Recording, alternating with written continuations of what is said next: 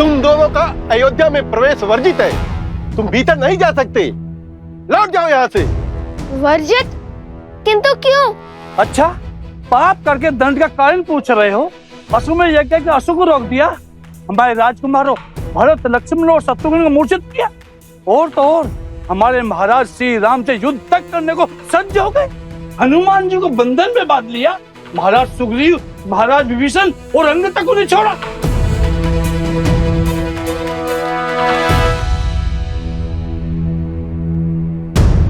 आपको तो पूरी घटना का स्मरण है। तनिक यहाँ खड़े होकर हमारी प्रशंसा कीजिए ताकि सारी अयोध्या सुन सके। आइए आइए। अरे ये तो बड़े उदंडी हैं। उद्दंड नहीं, उद्देश्य पथ के मार्ग पर खड़े हैं महोदय। अच्छा, क्या उद्देश्य था तुम्हारा? राम राज्य की स्थापना में सबसे बड़ी अपूर्ण कथा को संपूर्ण करने का उद्देश्य। आप सबने देवी सीता पर लांछन लगाया। लंका में रावण का वध होने के बाद अग्नि परीक्षा का भी मान नहीं रखा ना आपने। एक पवित्र देवी को अपवित्र कहा आपने। एक निर्बल स्त्री को उसका घर अयोध्या छोड़ने पर विवश किया आपने। ये क्या कर रहे हैं? महारानी का उल्लेख क्यों छेड़ा? एक वस्त्रक ने तनिक सा विष क्या उगला, आप सबने लोक अपवाद की तनिक सी चिंगारी को धड़कती अग्नि बना दिया। अपनी ही महारानी से उनका सुख, सम्मान और परिवार छीन लिया आप सबने। कुछ अनुचित नहीं किया हमने। यदि हम पापी होते, अनुचित होते, अन्यायी होते तो हमारे महाराज श्री राम अपनी पत्नी का परित्याग कभी नहीं करते। अपनी पत्नी का परित्याग नहीं किया तो श्री राम ने, बल्कि आप जैसे लोगों की छोटी सोच के कारण सिया राम को इतना बड़ा त्याग करना पड़ा। सिया राम ने एक दूसरे से दूर होकर रहना स्वीकारा और सिया राम के वियोग की उत्तरदायी ये पूरी अयोध्या है। दूर हमारे राज्य में आकर हमें ही अनुचित सिद्ध करना चाहते हो। सांझ को कैसी आंच? श्री राम और माता सीता को योग का विष आप सबने दिया था। आपकी पिछड़ी सोच ने दिया था, और जब तक आपकी ये सोच नहीं बदलेगी तब तक उनका एक होना असंभव है। पहले हमारे महाराज पर तीर चलाया और अब हम लोगों पर शब्दों के बाण चला रहे हो। निकाल बाहर करो इन दोनों को। भैया, मेरी तो भूखी मर गई। अब न अयोध्या अपना घर लग रहा है और न ये प्रजा अपना परिवार।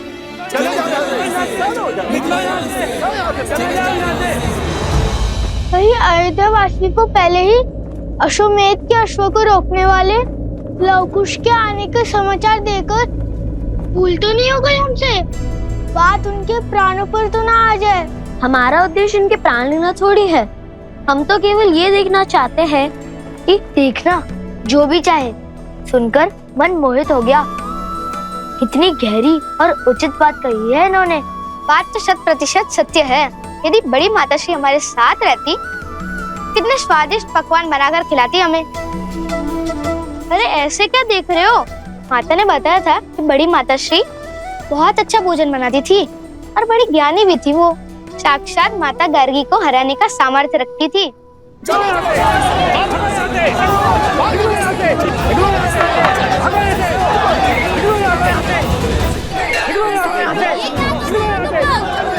रुक जाओ, ये क्या कर रहे हो?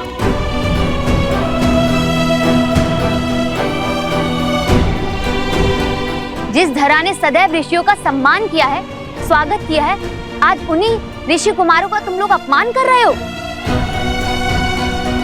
तुम लोगों को इन्हें बाहर भेजने का कोई अधिकार नहीं है। बीच में मत बोलो स्त्री, जाकर चूल्हा चौका संभालो। जो हमारे श्री राम का अपमान करेगा, अयोध्या में सम्मान उसको कभी नहीं मिलेगा। जब तक अयोध्या में कोई राम राज्य की स्थापना में बाधा बनेगा, तब तक हम यूं ही उसका अपमान करते रहेंगे ताकि उसकी बुद्धि खुले। आप जब तक स्त्रियों का सम्मान नहीं करेंगे, तब तक श्री राम का कैसा सम्मान होगा? आप लोग अपने ही श्री राम से उनका सम्मान छीन रहे हो। बस बहुत हुआ। धक्का मार के बाहर निकालो इनको।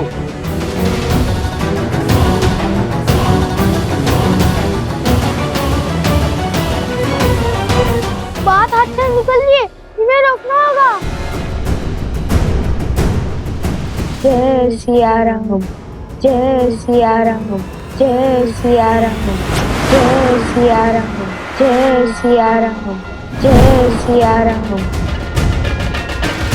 हनुमान जी, हनुमान जी। राम दुआरे तुम लगवारे, होत न आज्ञा बिनु पैसारे, आपन तेज संहारो आपे, तीन लोक हाथ करे कापे। हनुमान के रहते हुए प्रभु श्री राम और माता सीता को पुकारने वाले पर प्रहार कैसे कर सकते हो मूर्ख? महाबली हनुमान की, महाबली हनुमान की, महाबली हनुमान की, महाबली हनुमान की जय। बजरंग बली हनुमान, जय जय महाबली हनुमान।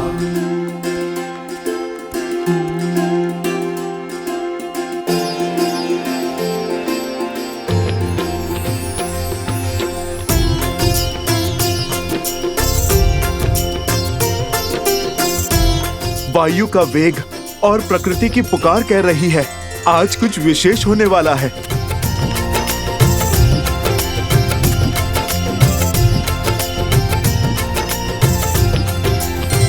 महाराज श्री राम अपने अनुजों के साथ पधार रहे हैं।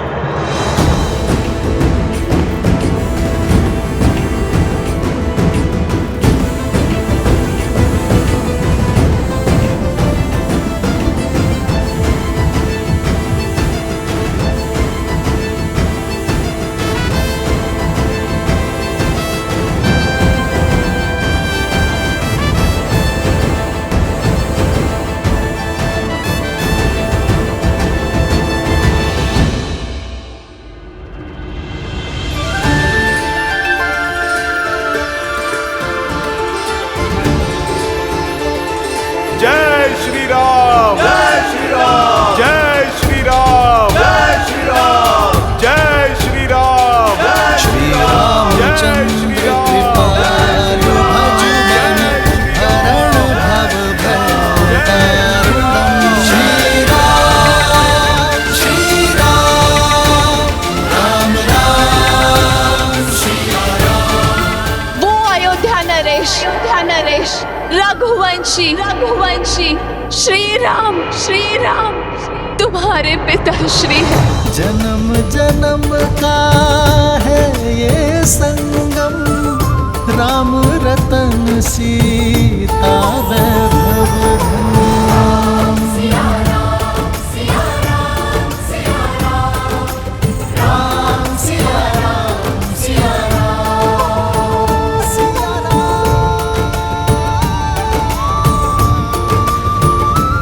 पिताश्री, हमारे पिताश्री। राम सिया राम, सिया राम, सिया राम, राम सिया राम, सिया। एक बात स्मरण रहे, भगवान वाल्मीकि ने अभी तक तुम दोनों को सत्य प्रकट करने की अनुमति नहीं दी, इसलिए जब तक उनका आदेश ना हो तब तक किसी को नहीं बताना।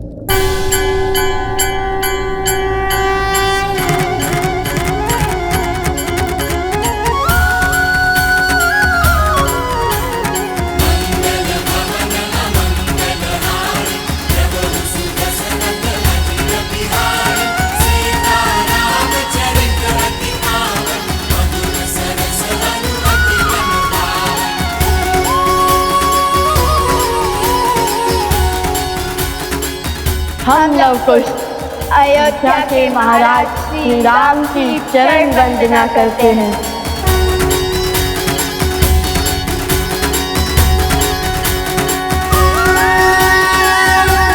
आयुष्मान भव।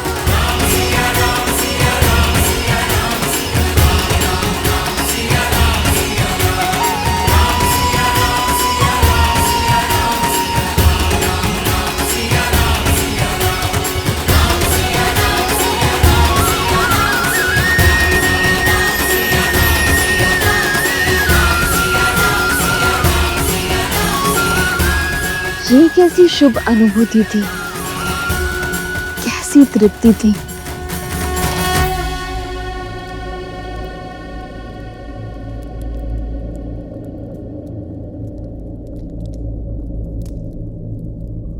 क्या हुआ महाराज? ये लड्डू की सुगंध।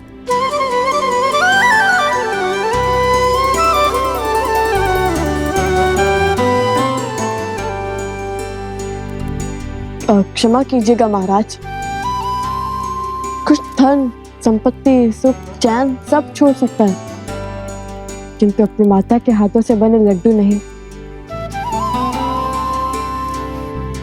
कुछ मैंने कहा था नहीं बाहर रख जाओ। इतने सुगंधित लड्डुओं का स्थान बाहर कैसे हो सकता है?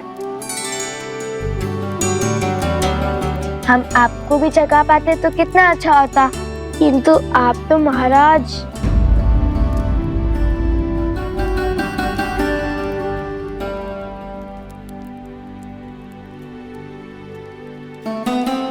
जिन्होंने शबरी के जूठे बेर खाए, उन्हें तुम श्रद्धा से जो अर्पण करोगे वो प्रेम से खा लेंगे।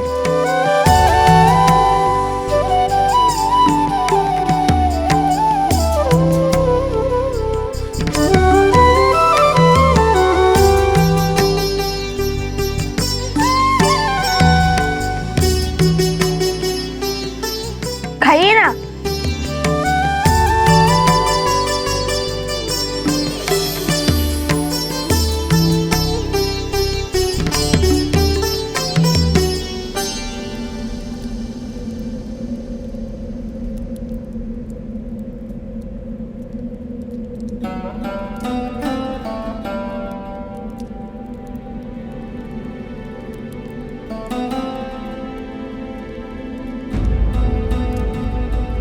जन्म जन्म का है ये संगम, राम रतन सीता व सीते।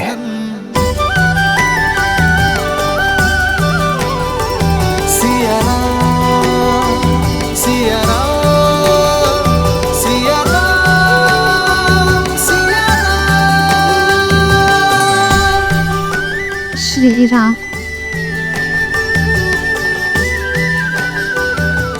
इन लड्डुओं के लिए धन्यवाद। इस लड्डू के स्वाद ने किसी अपने का स्मरण करवा दिया। ऐसे लगा जैसे मैं इनके स्वाद से परिचित हूं। हमें भी तो आपने अपना मान लिया है।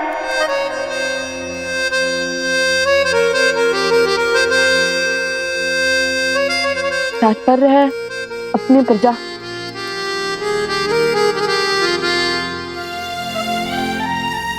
तुम्हारे नेत्रों में ये अश्रु? ये आंसू नहीं, ये तो पश्चाताप के आंसू है। आपसे युद्ध का जो पाप किया उसका पश्चाताप सदा रहेगा। हमने बिना सत्य जाने सबसे द्रोण का शंखनाद किया, जो नहीं करना चाहिए था वो किया। भूल को पाप मत कहो, और वैसे भी इस भूल के पीछे अयोध्या का भला ही तो छुपा है। राम सिया राम जय जय राम, राम सिया राम जय जय राम। मेरे मन में तुम दोनों के प्रति केवल प्रेम ही है, और कुछ प्रश्न भी। हम आपके हर प्रश्न का उत्तर देंगे, किंतु उससे पहले हमें एक कार्य करना है।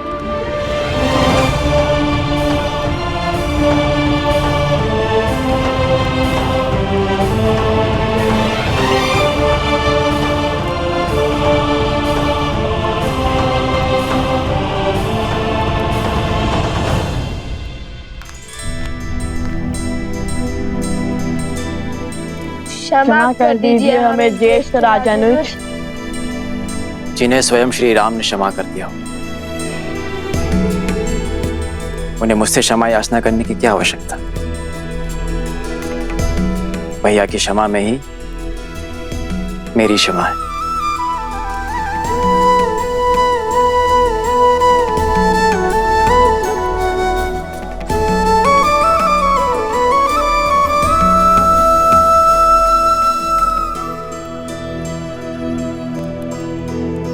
आप तीनों के भी अपराधी हैं हम, क्षमा कर दीजिए।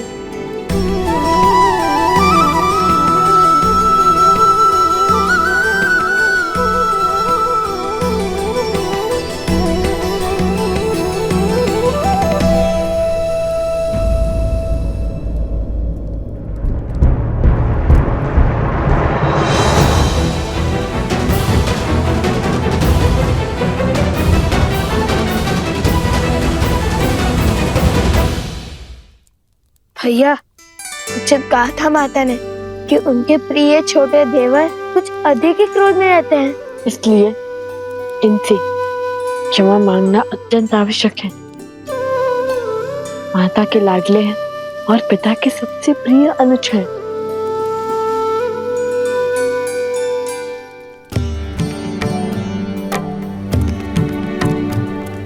आप देख क्या रहे हैं? लक्ष्मण भैया प्रतीक्षा कर रहे हैं। क्षमा मांगिए। आप दोनों रुक क्यों गए? भय से। किसका भय है? इनके क्रोध का, जिससे तीनों लोग थर थर कांपते हैं। सुना है हमने कि शूर्पणखा की क्या गति बनाई थी और किष्किंधा नरेश को उनकी ही नगर में जाकर ललकारा था।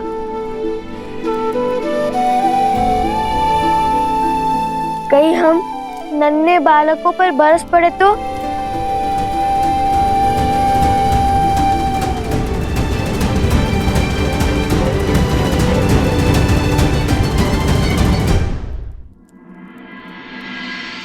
जाइए।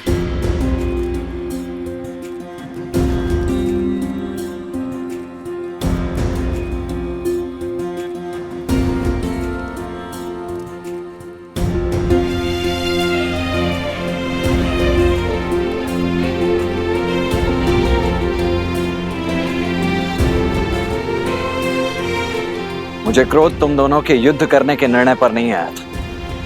वो तो चुनौतीपूर्ण ही था। मैं आहत तब हुआ जब तुम दोनों ने मुझे दोषी सिद्ध करने का प्रयास किया।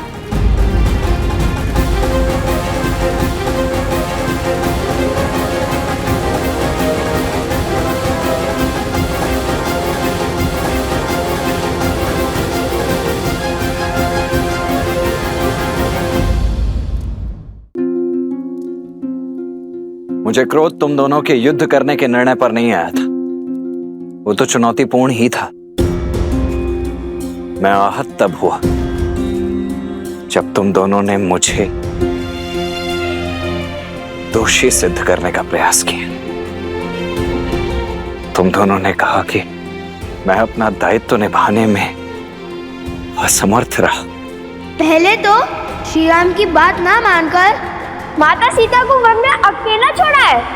वहां से रावण ने उनका अपहरण किया और फिर श्री राम की आज्ञा मानकर माता सीता को वन में अकेला छोड़ दिया। परंतु मेरा ईश्वर साक्षी है। यदि मेरा वश चलता तो मेरे सिया राम न तब एक दूसरे से विलग होते, ना ही अब।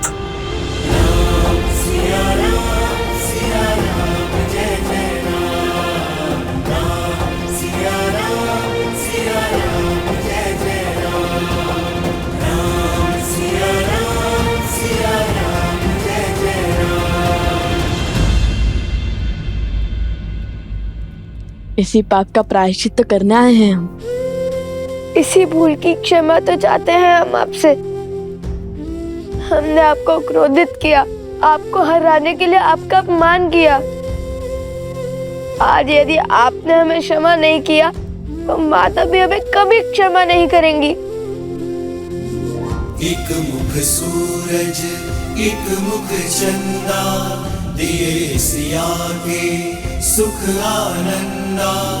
एक एक आत यमज युगला जानकी सुत रूप नव कुश बोला जानकी सुत रूप नव कुश बोला।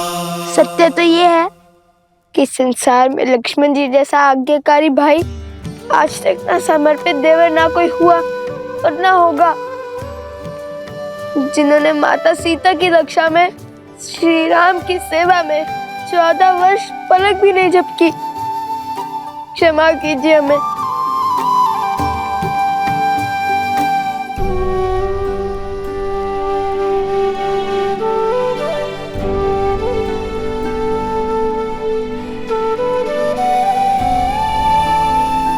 अंततः आज ज्ञात हो ही गया कि वीरता के साथ साथ विनय भी है तुम दोनों में। यशस्वी भव।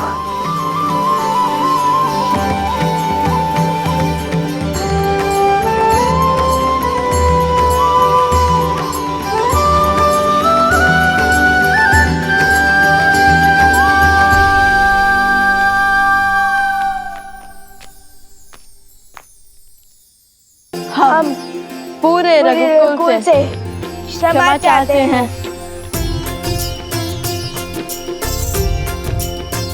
अयोध्या में तुम्हारा स्वागत है लवकुश। तुम मेरे अतिथि हो। तुम्हारी व्यवस्था हनुमान को दे दी गई है। निश्चिंत होकर अयोध्या में रहो और अयोध्या को अपना ही घर समझो। और अब मेरे एक प्रश्न का उत्तर दो। तुमने मुझे और जानकी को मिलाने के लिए मुझे ही चुनौती दे बैठे। इतना बड़ा संकट उठाया, अपने प्राण तक दांव पर लगा दिए। दो अपरिचितों को मिलाने के लिए इतना कुछ क्यों किया तुम दोनों ने? उस भूल के लिए हम क्षमा प्रार्थी हैं। हमें स्वयं अब समझ में आया है कि हमारा युद्ध आपसे कभी था ही नहीं, बल्कि आप जिस प्रजा को बचाना चाह रहे हैं, हमारा युद्ध तो उसके सोच के विरुद्ध था। उस लोक पाप के विरुद्ध जिसके कारण आप और माता सीता अलग हुए। ये संसार उचित अनुचित, धर्म और अधर्म, न्याय और अन्याय का अनूठा संगम है लवकुश। किंतु जब जब कुछ अनुचित घटता है तो उसका दायित्व लेकर अनुचित को उचित करने का प्रयास करना चाहिए, ना कि अनुचित को अनुचित सिद्ध करने का प्रयत्न। और हर बार उचित अनुचित का भेद मिटाने के लिए शस्त्र नहीं उठाने पड़ते लवकुश। दृढ़ निश्चय कर समाज को समझाने की पहल करनी होती है। मेरा और सीता का पृथक होने का निर्णय भले ही हम दोनों का था, किंतु हमें मिलाने का निश्चय हम समाज से चाहते हैं। और हमें पूरा विश्वास है कि एक दिन ये समाज अपनी सोच अवश्य बदलेगा। आपका निश्चय अब हमारा उद्देश्य है। और इस बार हम विजय बल से नहीं, अपने गुरुवर की दी हुई शिक्षा से पाएंगे।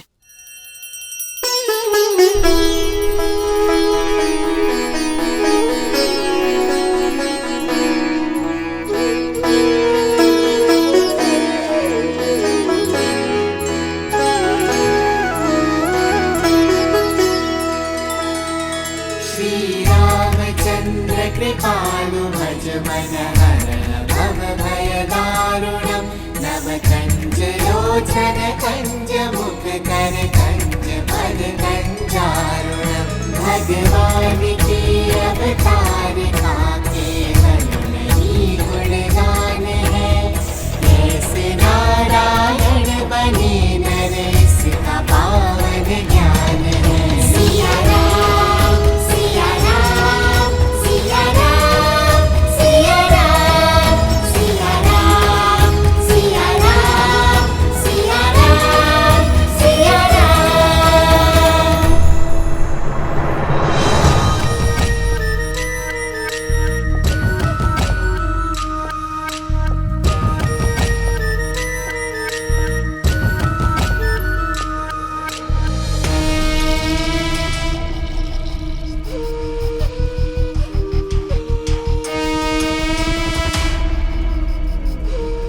भैया, समय अभी शेष है, क्योंकि अभी तक लव और कुश ने राम को सत्य नहीं बताया है और अयोध्या वासियों को भी नहीं पता कि वो दोनों राम और सीता के पुत्र हैं। भैया, वर्षों पहले जो लोकपवाद का खेल आपने खेला था, उसे संपूर्ण करने का समय आ गया है भैया। असुरी सोच और स्त्रियों के अपमान का जो बीज आपने जन मन में बोया था, वो परिपक्व हो चुका है भैया। उसे काटने का समय आ चुका है।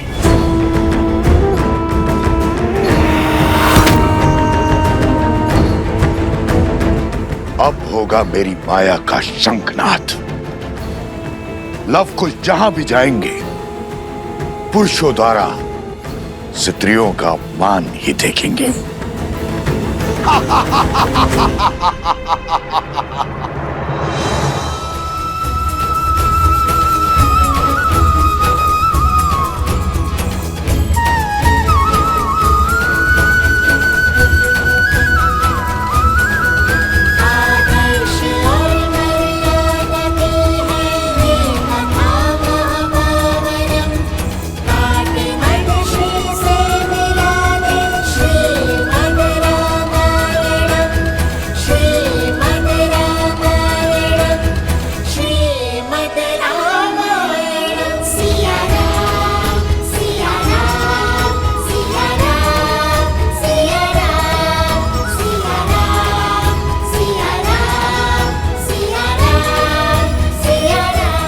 कभी कोई कार्य अच्छे से नहीं हो सकता तुम स्त्रियों से।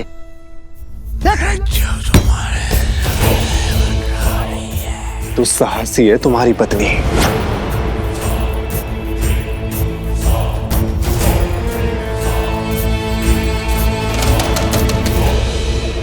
अन्य पुरुष से बात करते लज्जा नहीं आती तुम्हें? घर चलो, आज तुम्हें ज्ञात होगा कब किससे और कैसे बात करनी चाहिए। साहसी,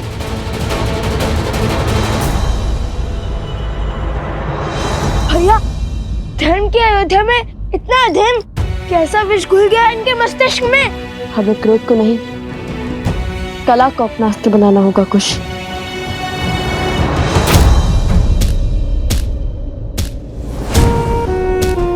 भैया, वो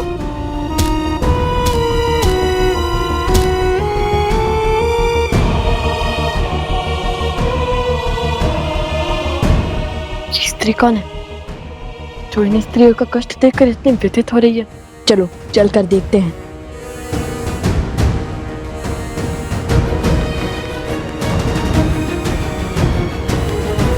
अशुभ है बड़ी बहू के साथ पूजा करना। बड़ी बहू, तुम पूजा से उठ जाओ। तुमने केवल बेटियां ही जन्मी हैं। छोटी बहू को केवल पूजा करने दो। वो शुभता की प्रतीक है। उसने श्री राम लक्ष्मण जैसे पुत्र को जन्म दिया है।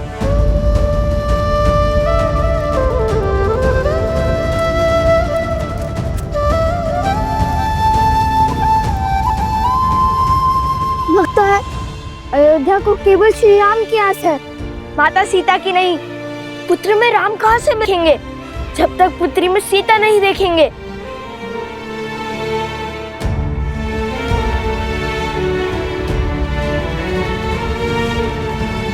अभी तक जल नहीं भरा, कोई कार्य समय से नहीं होता तुमसे।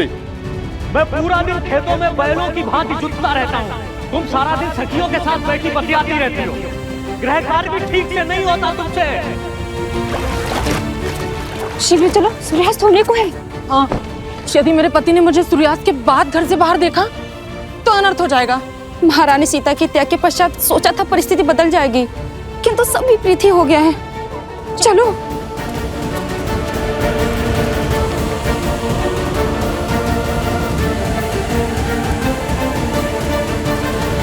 आप हमारा पीछा क्यों कर रहे हैं? कुछ पूछना था आपसे। आप रो क्यों रही थी? उन स्त्रियों की व्यथा देखकर आप इतनी व्यथित क्यों हो रही थी? क्या वे आपके संबंधी हैं? आपकी आंखों में अश्रु और मन में कष्ट था। सिर भी पीट रही थी आप अपना। यदि आप उनका दुख समझती हैं तो उसे कम करने का प्रयास क्यों नहीं किया? आपका पीछा करते हुए जब अयोध्या की गलियों से निकले तो अयोध्या के घरों की कहानी पता चली। हे देवी, कृपया करके अपना परिचय दीजिए, अपने पीड़ा का कारण भी बताइए।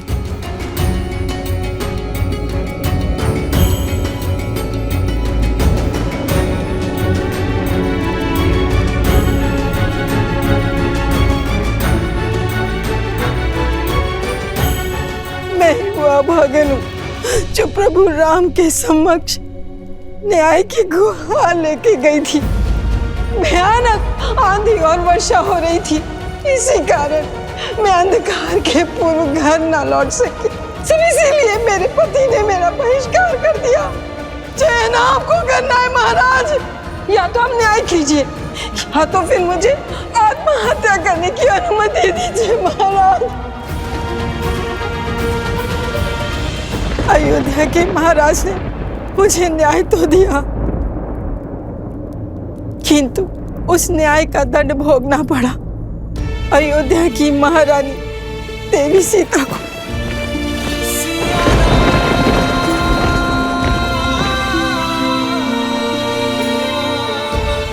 लोकापात के श्राप ने अयोध्या के हर घर को ढस लिया। मैं वो पापन हूँ जिसके कारण इस समाज ने सीता और राम को भिन्न किया। मैं ही वो पापनी हूँ, इस अधर्म की उत्तरदायिनी हूँ। मैं तो स्वयं को मार के इस पीड़ा से मुक्त भी नहीं हो सकती, क्योंकि मैं एक माँ हूँ। और अगर मैं मर गई तो मेरे बाद मेरे संतानों को कौन संभालेगा? कौन संभालेगा? कौन संभालेगा? हमारी अयोध्या पहले ऐसी नहीं थी, फिर न जाने कैसे प्रजा की सोच इतनी मलिन हो गई। श्री राम अयोध्या के राजा हैं, यदि वो चाहे तो एक आदेश पर क्षण भर में सब कुछ ठीक हो सकता है। भला उन्हें कौन रोकेगा? पर वो भी इस वियोग को सह रहे हैं, क्योंकि वो मर्यादा पुरुषोत्तम है जो अपनी सोच दूसरे पर आदेश के रूप में नहीं थोपना चाहते। वो चाहते हैं कि स्वयं की अनुभव से अयोध्या की प्रजा की सोच बदले, पर ना जाने ये कब संभव होगा, ये कब संभव होगा।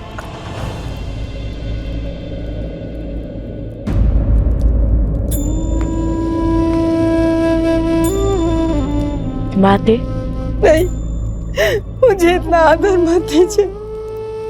मैं केवल एक वस्त्रखोरी ऋषि कुमार हूँ। केवल मुख से माता ही नहीं कहा है, अपितु आपको मन से भी माता ही माना है हमने। और हम अपनी माता का रोते हुए नहीं देख सकते। जो पीड़ा का दंश आप झेल रही हैं, वो हमें भी कचोट रहा है। हम भी देवी सीता और श्री राम की मिलन के अभिलाषी हैं, और हमारा मार्ग ना युद्ध का है और ना द्वंद का। न्याय के लिए अन्याय को मिटाना होगा। अयोध्या वासियों को स्त्री के सम्मान का महत्व समझाना होगा। उनके मन को पुनः पवित्र करना होगा। आप यहीं रुकिए, हम अभी आते हैं, कहीं जाइएगा नहीं।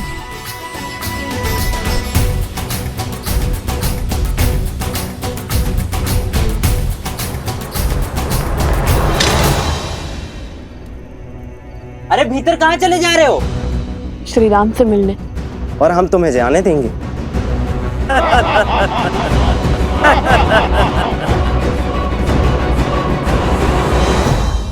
महाराज अभी व्यस्त हैं, बिना अनुमति के नहीं मिल सकते हैं। जाकर कहिए ना उनसे कि हम अति आवश्यक विषय में मिलना चाहते हैं उनसे। देखिए, आप हमारी बात को समझिए, हमारा जाना बहुत ही महत्वपूर्ण है। अरे जाओ यहाँ से। अरे मैंने कहा ना, जाओ यहाँ से। कृपया करके हमें जाने दो ना।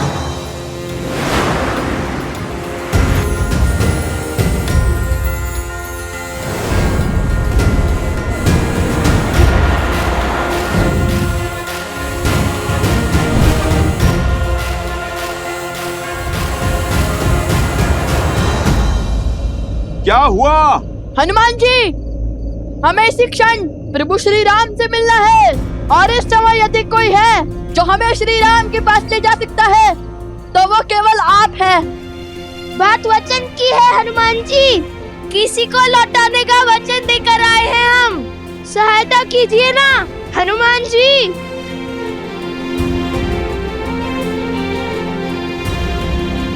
वचन में बंधे हैं तो सहायता करनी ही होगी। रघुकुल वंशियों का वचन टूटना नहीं चाहिए। चलिए।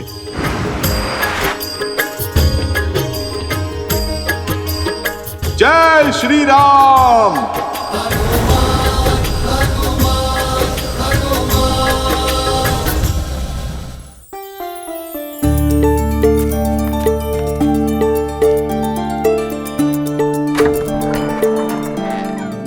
मंत्री जी, महाराज का आदेश है राज भंडार से 20 सेर अनाज परिवार गर्षित क्षेत्र में शीघ्र ही पहुंचाया जाए, और नदी पर सेतु बनाने के लिए धन भी राजकोष से मिलेगा।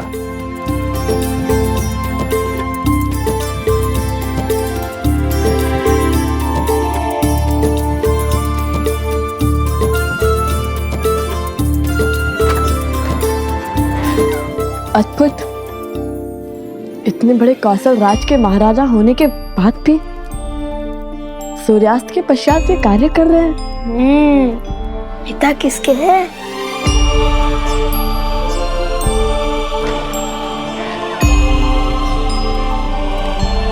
चलिए, प्रभु ने आप दोनों से मिलने की आज्ञा दे दी है।